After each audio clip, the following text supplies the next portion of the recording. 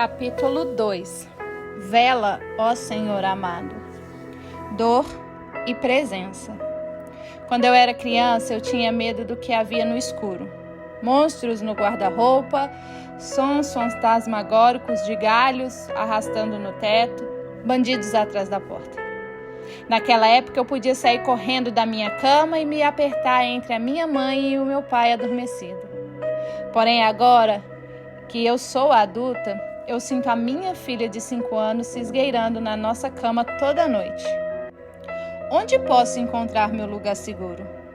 Monstros imaginários no guarda-roupa parecem mais fáceis de fugir do que o medo de um câncer ou a palpitação da frustração, ou a perda de um emprego, ou a conversa difícil que repito na minha mente, ou a minha incerteza sobre como criar meus filhos, ou viver bem a vida, ou confiar em Deus. A banda Over the Rhine tem uma música que pergunta: quem vai vigiar a porta enquanto eu estou dormindo? A cada noite eu faço essa pergunta: tem alguém vigiando por mim? O que significa que Deus nos vigia? Ou que Ele vela por nós? Dentre milhares de sermões esquecidos na minha vida, há uma frase em um sermão que eu nunca vou esquecer. Era uma manhã cinzenta de domingo quando eu estava na faculdade. Alguns meses antes, um garoto de 3 anos da minha igreja tinha se afogado. A nossa igreja ainda estava presa no luto enquanto eu ouvia o meu pastor, Hunter, pregar sobre confiar em Deus. Você não pode confiar que Deus vai impedir que as coisas ruins aconteçam com você, ele disse. Eu fiquei boquiaberta. O que Hunter disse era óbvio. Coisas ruins acontecem o tempo todo. E eu já sabia disso tanto quanto sei hoje. Contudo, o que ele disse também foi devastador. Em alguns lugares, emudecido dentro de mim, eu esperava que Deus impedisse que coisas ruins acontecessem comigo. De alguma forma, era o trabalho dele fazer isso. Ele me devia isso. A clara verdade do que Hunter disse me encarou, óbvia e terrivelmente. É claro, Deus impede que muitas coisas ruins nos aconteçam. Não sabemos todas as formas desconhecidas que fomos poupados de alguma tragédia. Os acidentes que não sofremos, os ferimentos que evitamos, os relacionamentos destrutivos que nunca começamos, as doenças que nossos leucócitos silenciosamente rebateram de nossos corpos sem sabermos. Entretanto, o ponto de Hunter foi que Deus não impede que todas as coisas ruins nos aconteçam. Não podemos confiar que Ele vá fazer isso porque Ele nunca o prometeu. Aparentemente, esse não é o trabalho dele. O nosso Criador deixa que permaneçamos vulneráveis. Porém, se não podemos confiar que Deus vai impedir que coisas ruins nos aconteçam, como podemos confiar nele? Era essa a pergunta que eu não conseguia resolver. A pergunta que assombrava o silêncio vazio da noite. Em 2017, depois de meses de conversas sobre luta e perda, sobre meus pais e meu casamento, sobre traumas no corpo e depressão, sobre noite e atividades de conforto, a minha terapeuta me olhou e perguntou: onde está Deus em tudo isso? Será que eu poderia acreditar que Deus cuida de mim quando Ele não impede que coisas ruins aconteçam? Será que eu poderia confiar nele enquanto eu morria de medo que Ele permitisse que eu, ou quem eu amo, sofresse?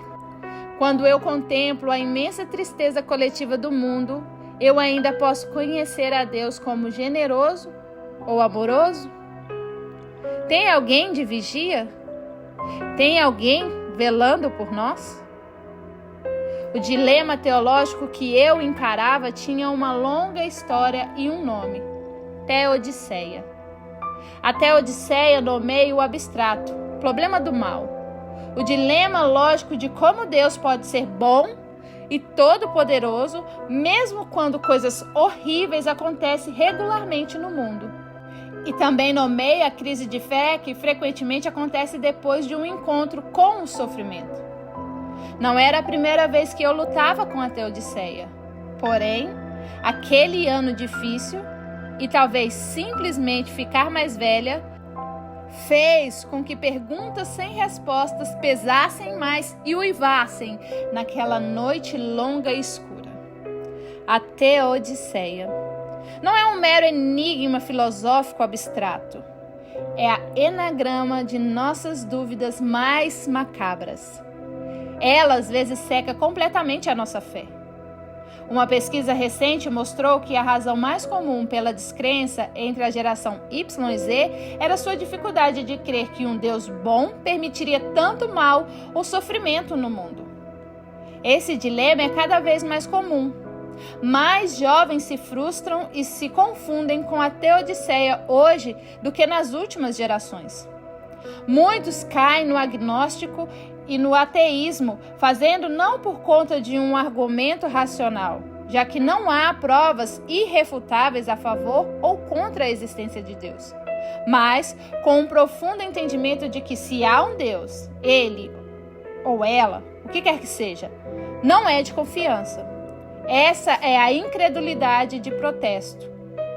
Na peça de Samuel Beckett, Fim de Partida, o personagem Han rejeita a existência de Deus com um disparate: o porco. Ele não existe.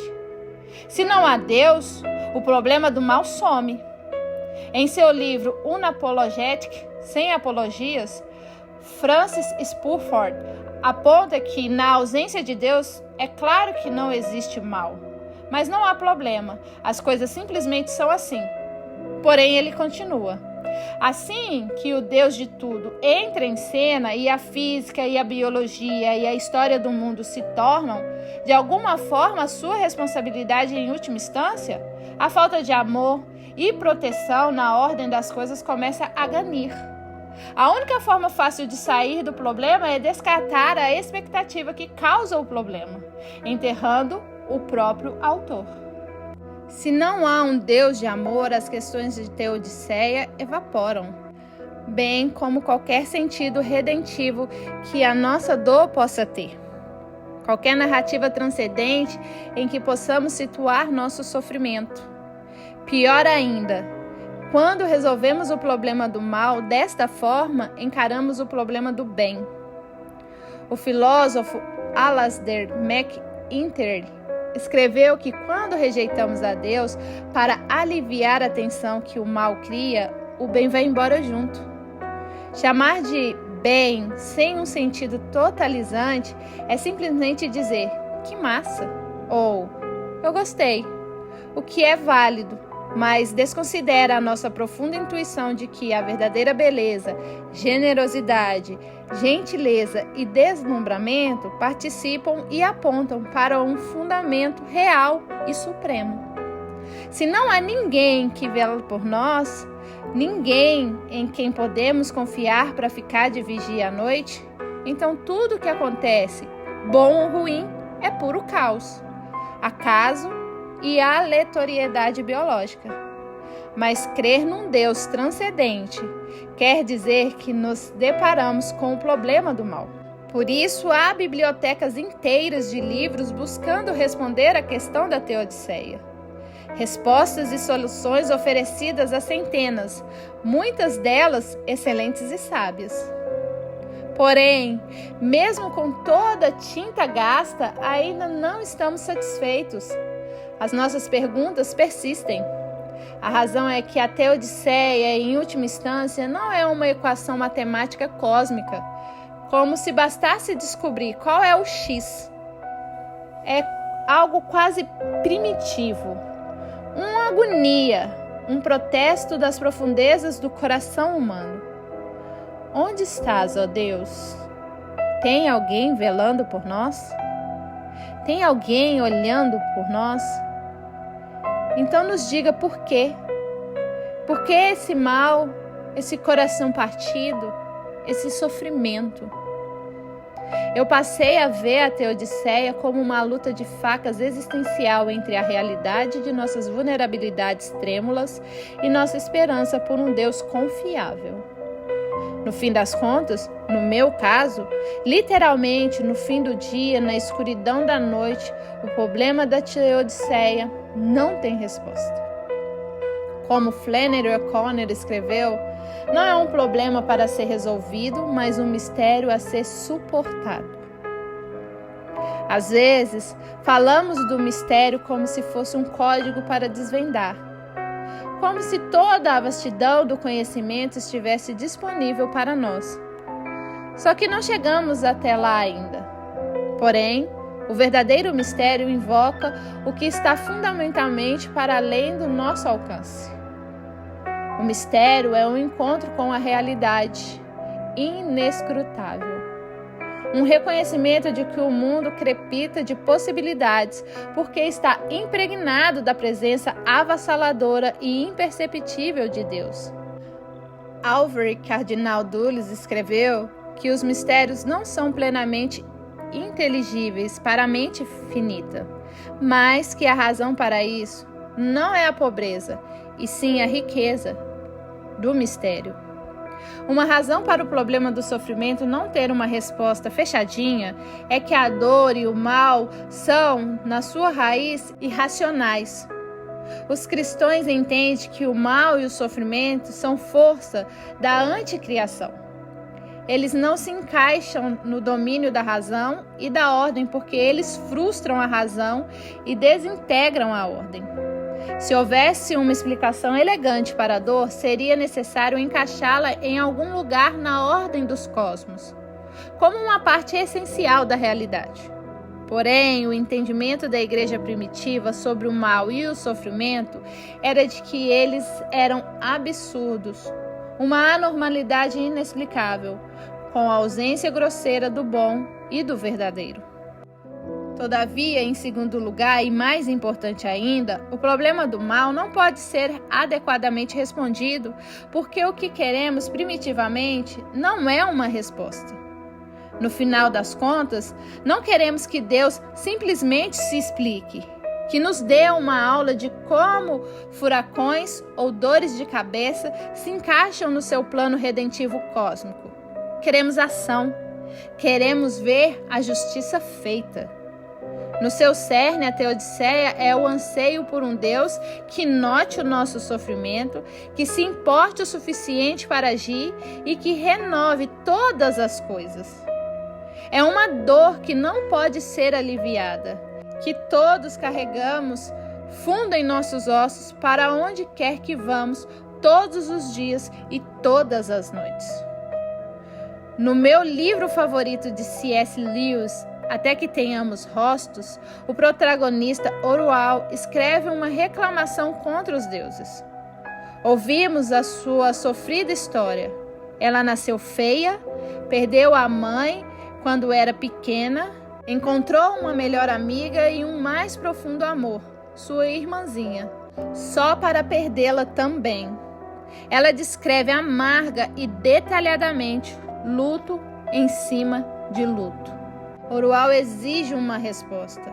Ela exige que os deuses se explicam. Nas últimas páginas do livro, com sua lista de acusações ainda em mãos, Orual encontra Deus numa visão. Ela é transformada e conclui o seu livro assim: Agora eu sei, ó Senhor, porque não me destes respostas. Tu és a resposta. Perante a tua face, as perguntas morrem. Que outra resposta bastaria? Palavras, só palavras, para guerrearem contra outras palavras. Nas profundezas dos nossos sofrimentos, nós não queremos apenas palavras para guerrear contra outras palavras. Queremos ver a justiça feita. Os cristãos sempre reconhecem a realidade da dor. Eles viveram durante guerras e pragas sem vacina ou medicina moderna, quando a morte sempre batia à porta, quando o sofrimento era desenfreado e intangível, quando a noite era terrivelmente escura. Contudo, milhões de fiéis há muito teimaram manter esta antagonia. Deus é bom e poderoso, e é comum que coisas terríveis aconteçam no mundo. A igreja sempre soube deste paradoxo, mas, em vez de resolver sua tensão, deixou que continuasse assim. Permitimos que esse acorde tocasse desafinado por milhares de anos, sempre crendo que ele só seria corrigido quando o próprio Deus, enfim, tocasse as notas harmonizadas. O meu profundo questionamento de onde Deus está no meio de tudo isso é uma dor que persistirá, espero, até que meu anseio encontre seu fim. Eu quero justiça. Eu anseio por ressurreição. Eu quero integridade, bondade e restauração. E eu não estarei plenamente satisfeita até que Deus, cuja face mata nossos questionamentos, faça justiça, até nos mínimos detalhes. Mas ainda não chegamos lá. Vivemos no interim. E nesse interim, como podemos aguentar um mistério desses?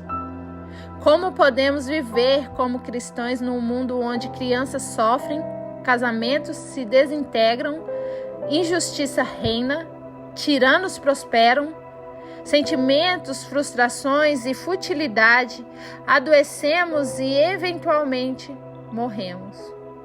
Como confiamos num Deus que não impede que tudo isso aconteça? Como ousamos pedir que Ele vele por nós? Como pastora, já percebi que nos momentos mais vulneráveis e humanos de nossas vidas, doutrinas são inevitáveis. Quando tudo se desmancha no ar, todos nós, do ateus a monges, recuamos para o que cremos sobre o mundo, sobre nós mesmos e sobre Deus. A minha amiga Julie, a esposa do pastor Hunter, é uma artista. Tem algumas aquarelas dela na minha cozinha. Anos atrás, quando seu filho era bem jovem, ele precisou fazer uma cirurgia. Como qualquer pai cujo filho passa por uma experiência dessas, os meus amigos ficaram ansiosos. Antes de as enfermeiras levarem sua criança para a sala de cirurgia, Julie olhou para Hunter e disse: "Precisamos decidir agora mesmo se Deus é bom ou não. Porque se esperarmos para determinar isso pelos resultados da cirurgia, Deus sempre permanecerá no banco dos réus. Se a questão de Deus ser real ou não, ou se Deus é gentil, indiferente ou um porco, for determinada unicamente pela comparação de alegria e tristeza nas nossas vidas ou no mundo, nunca conseguiremos dizer nada sobre quem ou como Deus é. As evidências são inconclusivas. Se a história de minha breve vida e os meus sentimentos determinarem o caráter de Deus, então Ele é o médico e o monstro. Essa forma de se aproximar de Deus se torna um jogo de porquê sem fim. Para cada esplêndido esguicho de água ejetado por uma narca, há barbeiros espalhando a doença de Chagas. Para cada mãe deslumbrada com o primeiro sorriso de bondade humana, há outra pessoa tramando contra os fracos. Em todas as nossas vidas, da mais feliz à mais trágica, as evidências circunstanciais sobre a bondade de Deus se dividem. Há beleza e há terror.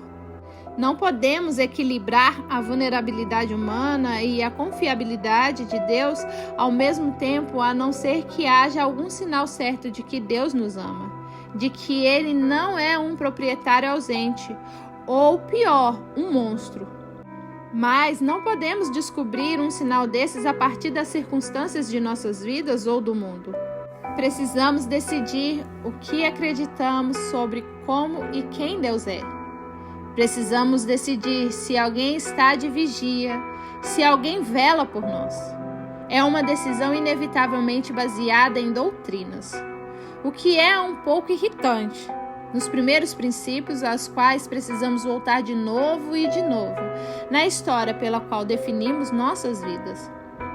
Segundo Francis Spurford, não temos um argumento sobre resolver o problema de um mundo cruel, mas temos uma história. É por isso que não importa qual alegação cremos ou descremos, o que vem à tona nos nossos momentos mais vulneráveis é inevitavelmente a história sobre a qual construímos as nossas vidas. O cristianismo não oferece uma explicação concisa da vulnerabilidade, da perda ou da dor, mas ele nos dá uma história real, que aconteceu na história factual. O Catecismo da Igreja Católica afirma que não há nenhum elemento da mensagem cristã que não seja, por uma parte, uma resposta a questões do mal e do sofrimento humano. É preciso levar em conta toda a narrativa da história de redenção para moldar nossas questões sobre a presença de Deus nas trevas. Pode não haver uma solução fechadinha para o problema do mal, mas não é porque essas questões são irrelevantes ou sem respostas. Em definitivo, se há uma resposta, ainda que remotamente cristã, às perguntas da Teodiceia, a resposta é uma história. Quando Julie se sentou na sala de espera do hospital enquanto os cirurgiões cortavam a pele macia do seu filho, ela se comprometeu com a decisão de que poderia confiar em Deus, independentemente do resultado da cirurgia. Ela tinha que decidir se ela cria nas afirmações do cristianismo sobre a bondade de Deus. Ela saiu do pôquer, baixou suas cartas e decidiu confiar num Deus que não garante que as coisas ruins não aconteceriam com ela ou com o filho dela. Porém, essa decisão não é arbitrária, não é um salto no escuro. Ela não estava simplesmente se forçando a afirmar a bondade de Deus, mesmo com as evidências do contrário. Ela olhava sim para as evidências, mas não para as evidências da vida dela, nem para o total de bem no mundo em comparação ao total de mal. Pelo contrário, ela olhava para a vida de Jesus.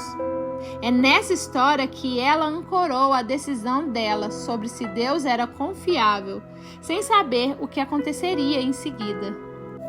A igreja sempre proclamou que se queremos saber como Deus é, basta olhar para Jesus.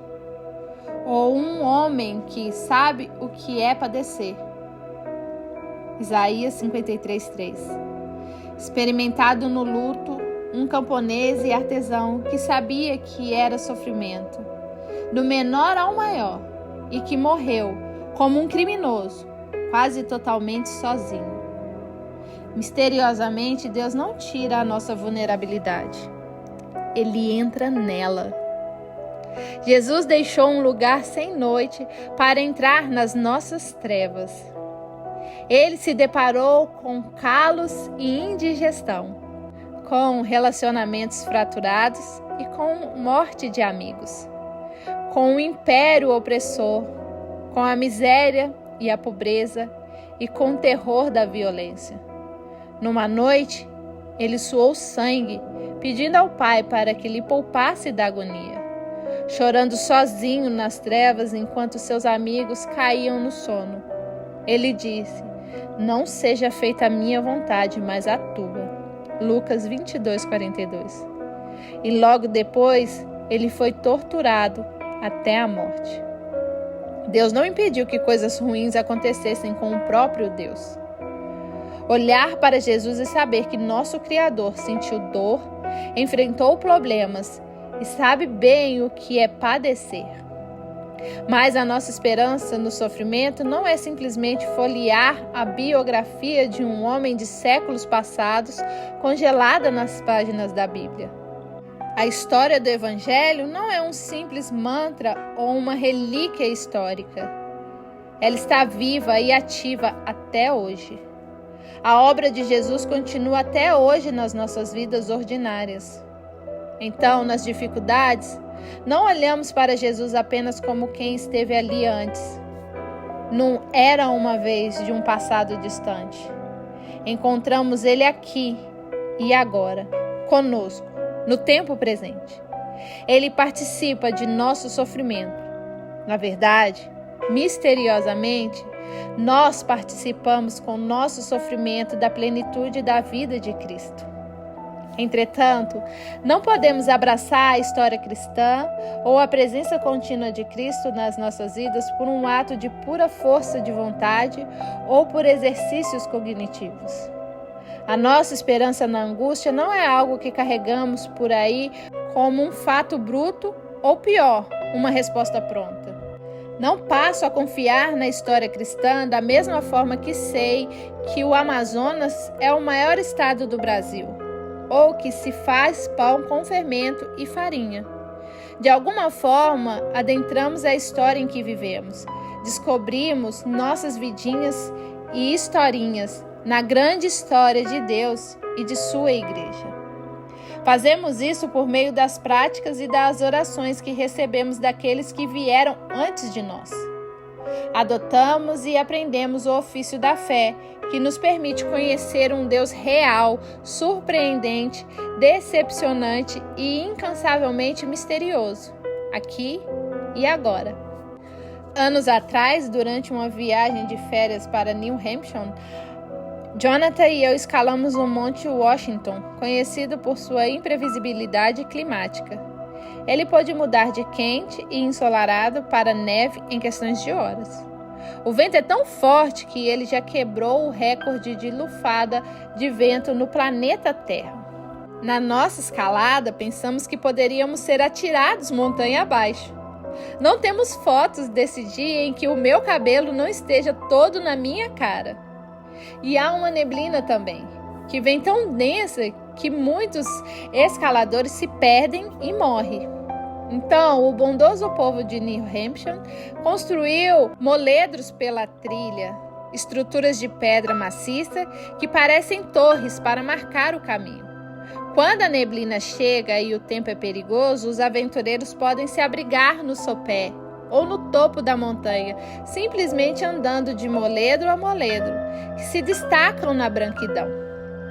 Nas trevas mais escuras, os moledros que me mantiveram no caminho de Jesus foram as orações e as práticas da igreja. Quando eu não conseguia orar, a igreja dizia: tome essas orações. Quando eu não podia crer, a igreja dizia: venha para a mesa e coma. Quando eu não podia adorar, a igreja cantava para mim, na língua de fé. Formas herdadas de oração e culto, práticas litúrgicas, são uma forma de a igreja antiga construir moledros para nós, para nos ajudar a suportar esse mistério, nos manter no caminho da fé e nos levar de volta para casa. A Teodiceia não se resolveu, para mim. Não é um fato que tenha solução aqui e agora. Por muitos anos ainda vou andar na neblina, mas eu tenho moledros para seguir, os quais já guiaram muitos outros no mesmo clima maluco e imprevisível. Eu tenho uma amiga que é artista têxtil. Dentre outras coisas, ela costura bandeiras náuticas, porque além do fato de serem maravilhosas, há toda uma poesia embutida nelas. Segundo Meredith Thiers, há 40 bandeiras num conjunto completo de bandeiras internacionais de sinalização marítima, uma para cada letra do alfabeto inglês, uma para cada número e 4 bandeiras chamadas de substitutas para operações especiais. Levantadas sozinhas ou em diferentes combinações, as bandeiras significam coisas diferentes. Enquanto uma cruz azul num fundo branco, seguida por uma bandeira dividida em 4 triângulos coloridos, significa o que o vento está fazendo, a bandeira com um triângulo amarelo e outro vermelho significa homem ao mar.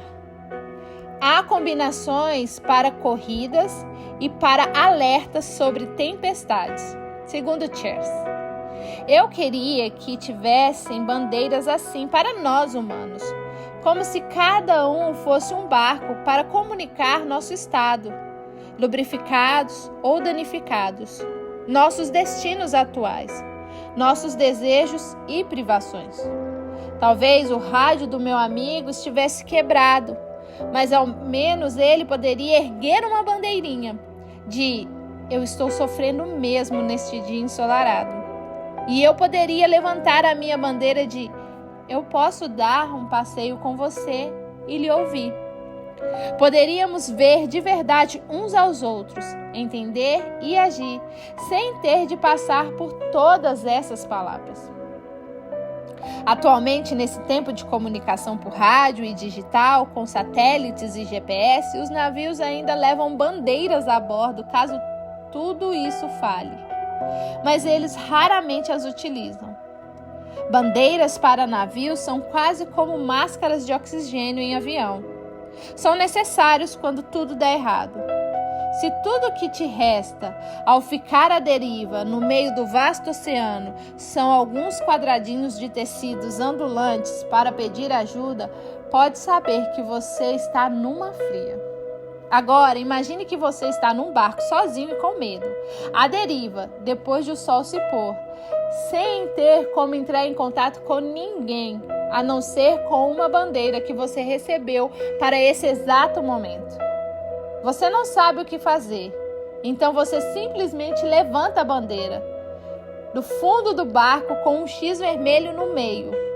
E você vê um navio distante, mas se aproximando. Ele carrega bandeiras em resposta. Um diamante vermelho brilhante num fundo branco, seguida por outra com 2 triângulos, um amarelo e o outro vermelho. E então, por fim, uma em forma de trapézio de fundo branco com um círculo vermelho no meio. Foi esta combinação de bandeiras náuticas que minha amiga costurou e pendurou na parede de seu quarto. Significa: vou ficar perto de você à noite. Quando eu estava à deriva no luto, sem saber o que fazer, as orações da igreja, especialmente as orações das completas, foram as bandeiras que eu sinalizei à noite. A esperança que Deus nos oferece é esta: Ele vai ficar perto de nós, mesmo nas trevas, na dúvida, no medo e na vulnerabilidade. Ele não promete impedir as coisas ruins de acontecerem. Ele não promete que a noite não vai chegar, nem que ela não será assustadora, nem que imediatamente voltaremos à terra firme. Ele promete que não ficaremos sozinhos. Ele velará por nós durante a noite. Spurford escreveu que, em última instância, não queremos um Criador que possa se explicar. Queremos um amigo na hora do luto, um juiz honesto na hora do absurdo, uma esperança maior do que nós na hora do desespero. Se sofremos profundamente, diz ele, não há explicação, razão ou resposta que alivie o nosso coração partido. O único consolo que pode fazer alguma coisa, e provavelmente a maior coisa que podemos fazer, é ajudar você a aguentar ou, se não conseguir aguentar, ao menos cair e se curvar, sem se odiar totalmente. É o conforto de sentir que você é amado. No fim, é só isso que precisamos saber.